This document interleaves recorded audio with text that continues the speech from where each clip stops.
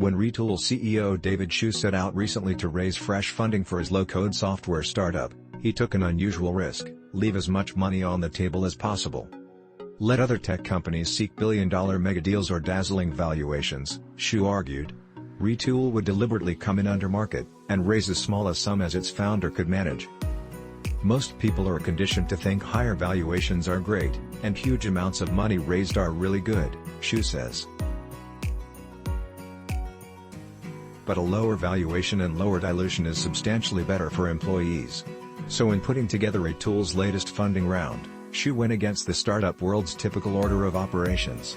A year after raising a $50 million Series B funding round led by Sequoia, Hsu turned back to a group of his earliest individual investors, Color Genomics co-founder Elad Gil, Stripe co-founders John and Patrick Collison and former GitHub CEO Nat Friedman, to lead a smaller $20 million Series C, alone. The new funding values San Francisco-based Retool at $1.85 billion, not including the new capital, double its previous mark. It's easy for a company to claim to be undervalued. Retool's CEO insists that when he says his startup could have raised at double or triple the price tag in any of its funding rounds, the company's growth numbers back it up.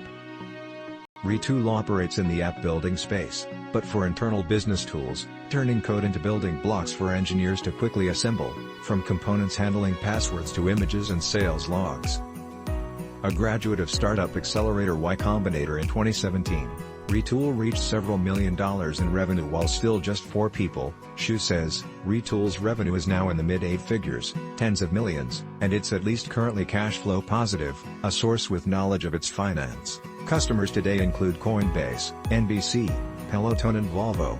How we build software really hasn't changed very much in the past 20 or 30 years. You sit down in front of a computer and you write code, Hsu says. We think that there could be a substantially faster way of building software with much higher levels of control. Mostly bootstrapping the business from a beach in Hawaii was briefly tempting, but Hsu & Co.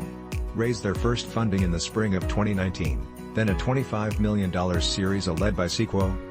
Retool's hardly touched that money, Hsu says. After that, Hsu's thesis on lean fundraising solidified. He was bothered by the idea that employees who joined tech companies in the weeks after they reached a $5 billion or $10 billion valuation faced far less financial upside than those who joined in the weeks before.